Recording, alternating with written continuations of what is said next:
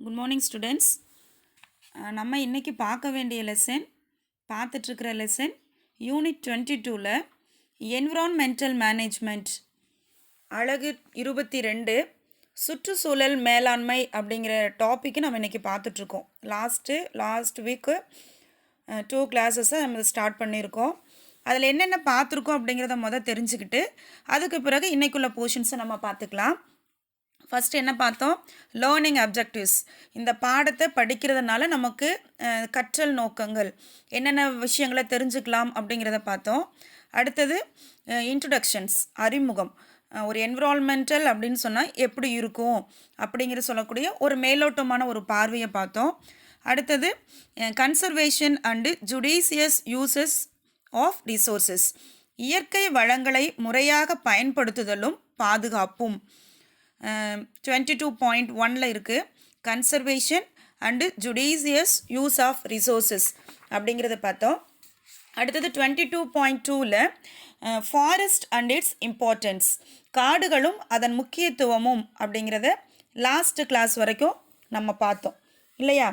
Okay, இன்றைக்கி நம்ம பார்க்க வேண்டிய டாபிக் அப்படின்னு பார்த்தீங்கன்னா அடுத்த ஒரு டாபிக் எடுத்துக்கலாம். 22.2.1 அதில் டிஃபாரஸ்டேஷன் அண்ட் இட்ஸ் எஃபெக்ட்ஸ், காடுகள் அழிக்கப்படுதல் மற்றும் அதன் விளைவுகள். காடுகள் எதனால் அழிக்கப்படுது? ஃபாரஸ்ட், காடுகள் அப்படின்னு சொன்னாவே இப்போ இருக்கிற ஜெனரேஷனுக்கு ஓரளவுக்கு தெரியும்.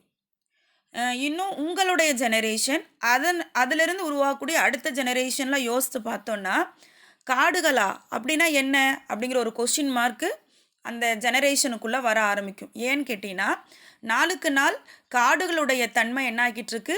குறைஞ்சிக்கிட்டே வந்துக்கிட்டு இருக்கு. நமக்கே தெரியும் அடர்ந்த காடுகள் எந்த அளவுக்கு மரங்களும் காடுகளும் நிறைஞ்சிருக்கோ அந்த அளவுக்கு மனிதர்களாகிய நமக்கு தான் அதிகமான பயன்பாடுகள்.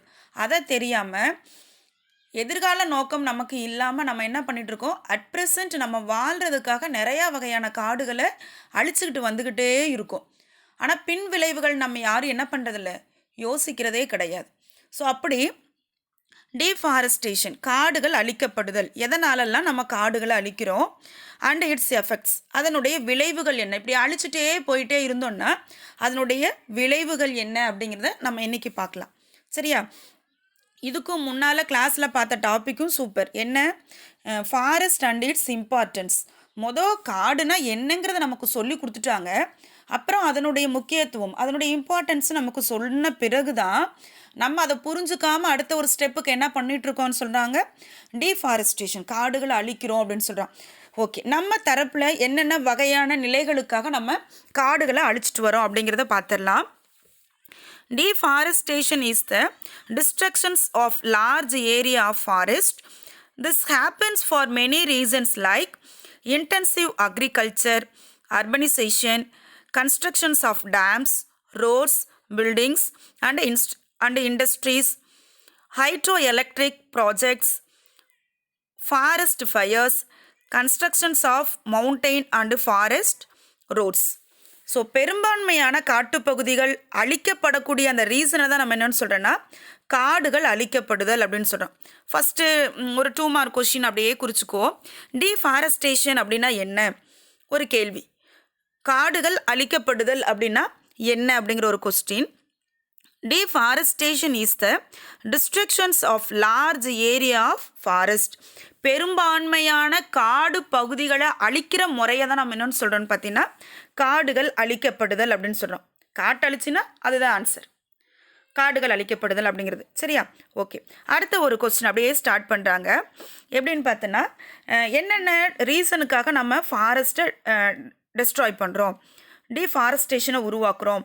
நிறைய வகையான காரணங்கள், பல்வேறு காரணங்களுக்காக காடுகள் அழிக்கப்படுது. அதில் ஒன்றொன்னா சொல்லிட்டு வராங்க பாரு. அக்ரிகல்ச்சர், வேளாண்மைக்காக அழிக்கிறோம். அடுத்தது பார்த்திங்கன்னா அர்பனைசேஷன், நகரமயமாதல், நம்ம நல்ல சிட்டியாக மாற்றணும், நல்ல பெரிய பெரிய பில்டிங்காக மாற்றணும் அப்படிங்கிற ஒரு தாட்டில் நம்ம என்ன செய்கிறோம்? காடுகளை அழிக்கிறோம். அடுத்தது நிறையா டேம்ஸ், கன்ஸ்ட்ரக்ஷன்ஸ் ஆஃப் டேம்ஸ், அணைகள் கட்ட, ரோடு போட, சாலைகள் போட. அடுத்தது நிறைய வகையான பில்டிங்ஸ், கட்டடங்கள் கட்ட, ஃபேக்ட்ரிஸ் கட்ட, தொழிற்சாலைகள் கட்ட. அடுத்தது நீர்மின் நிலையங்கள், ஹைட்ரோ எலக்ட்ரிக் ப்ராஜெக்ட்ஸ் அப்படின்னு சொன்னால் நிறையா வகையான நீர்மின் நிலையங்கள் நம்ம ஊரில் நம்ம மேட்டூரில் இருக்கிற மாதிரி டேம்ஸ் இருக்குது இல்லையா, அந்த தண்ணி மூலமாக நம்ம எலக்ட்ரிசிட்டி எடுக்கிறோம் இல்லையா. ஸோ அந்த மாதிரி ஒரு ரீசனுக்காக காடுகள் அழிக்கிறோம். அடுத்தது அது மட்டும் இல்லாமல் அண்டு ஃபாரஸ்ட் ரோட்ஸ், ஃபாரஸ்ட் காட்டுத்தீயின் மூலமாக காட்டுத்தீயே அதே உருவாகிறது. மலைகள் மற்றும் நிறைய காடுகளை எல்லாம் குடஞ்சி நம்ம ரோடு போடுறோம். இப்போது ரீசெண்டாக என்ன சொன்னார் நம்மளுடைய முதலமைச்சர் எடப்பாடி சார், 8 வழிச்சாலையை உருவாக்குறேன் அப்படின்னு சொல்லி சொன்னாங்க.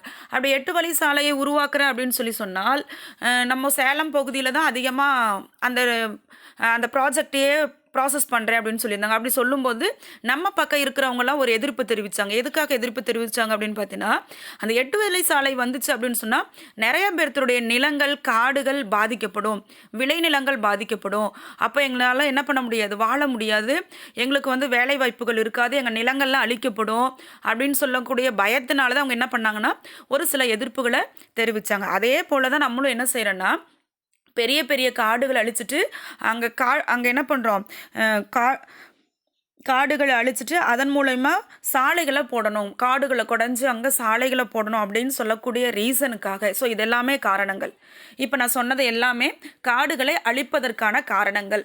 ஸோ இது ஒரு 2 மார்க் கொஸ்டின். ஸோ இந்தந்த காரணங்களுக்காக நம்ம என்ன பண்ணுறோமா காடுகளை அழிக்கிறோம் அப்படின்னு சொல்கிறாங்க.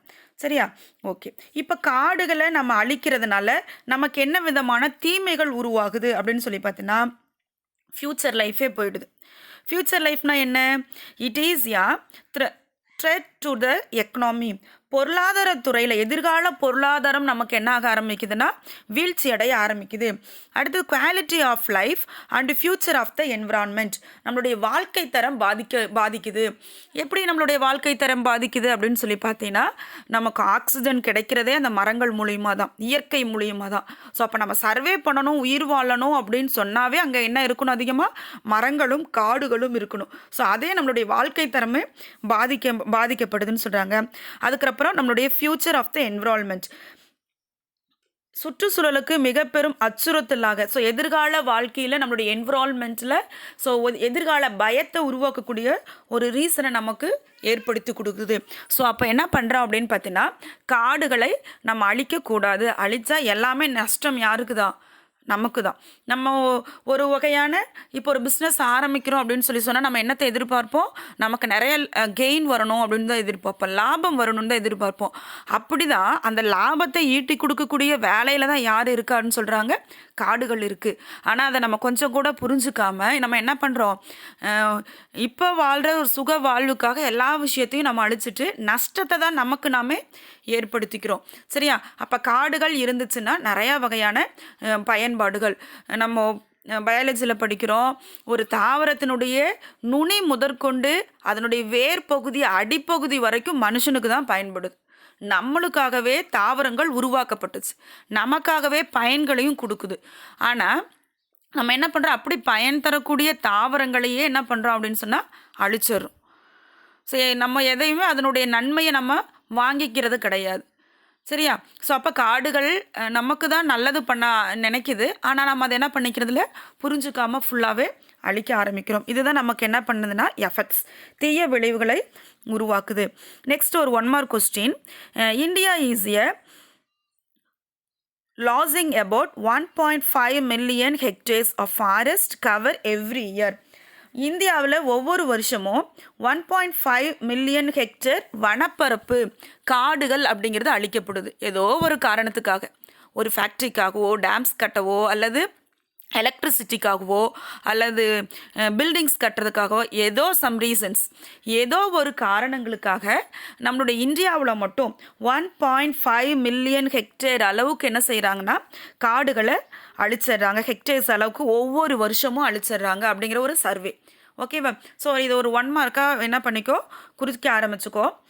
அடுத்தது பார்த்து அப்படின்னா அடுத்த டாபிக் போகிறதுக்கு முன்னாடி அதிலேயே பாரு ஒரு மோர் டு நோ அப்படின்னு சொல்லி ஒரு கொஷின் கொடுத்துருக்காங்க. அதை என்னன்னு பார்த்துக்கலாம், அதுவும் ரொம்ப முக்கியமானது.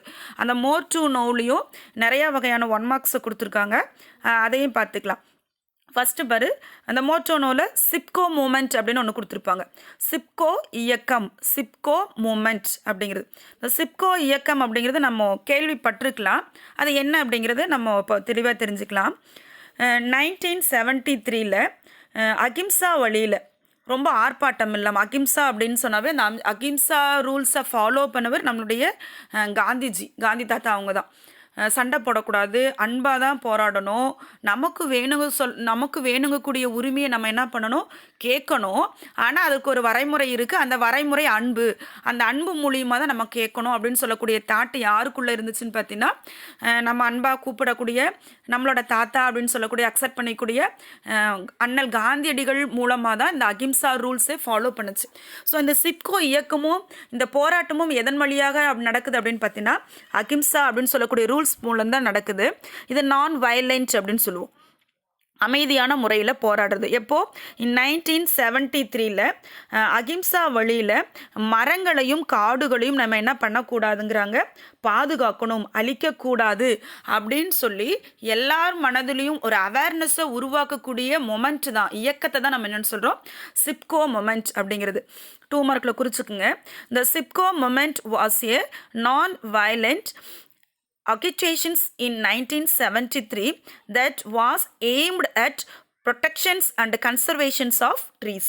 காடுகளையும் மரங்களையும் பாதுகாப்பதற்காக துவங்கப்பட்ட ஒரு இயக்கம் தான் சிப்கோ அப்படின்னு சொல்லக்கூடிய இயக்கம்.